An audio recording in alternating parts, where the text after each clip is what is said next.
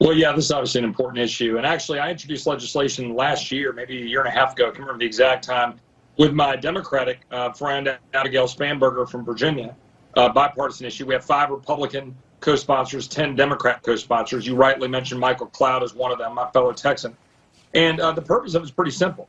It's to say that members of Congress should put all their assets in a blind trust or in widely held index fund, S&P 500 fund, right? Yeah. Things where you're not able to easily game the system.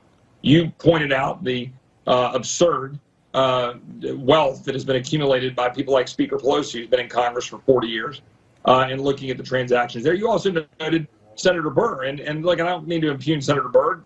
That stuff will all come out.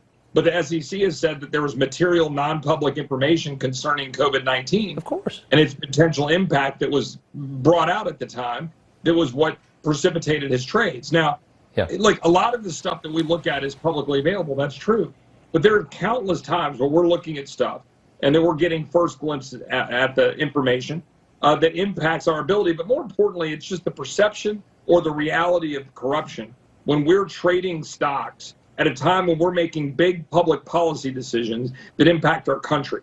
Can you safely say you're going to go after Google or Facebook or any of these high-tech companies for what they're doing on free speech if you're going to be making a $500,000 call this fall? I mean, these are the kinds of things that I think the American people are sick of, so that's why we introduced the Trust Act. And it just, you know what, it really bothers people? It bothers people when she's so bold. I mean, she does this, and then she sits up there behind the podium and just scoffs at, I mean, if anybody else, I mean, they threw Martha Stewart, who cooked her whole life, making stupid cooking videos, they threw her in jail for insider information. Other people go to jail. Pelosi doesn't go to jail. Well, I like how the speaker's defense is she's suddenly found this newfound respect for the free market. How often do you hear her talk about the free market?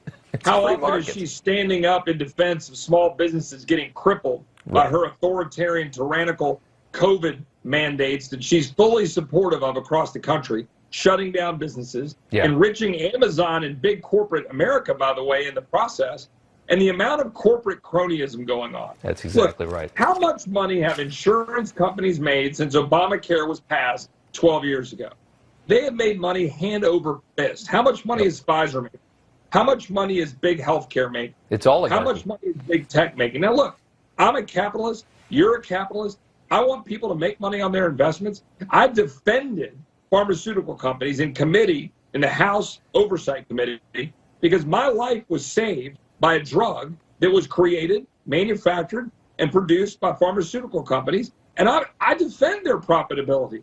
But what I don't want is corporate cronyism and a bunch of people in public office, public officials, getting rich on it. Exactly. And I think you hit the nail right on the head there. It's not about going after capitalism. It's about this. And what they're setting up is an oligarchy where, you know, they've got all these massive corporations behind them. They're the party. They have all the power. They're all rich and great, and everybody else, you know, the country sucks.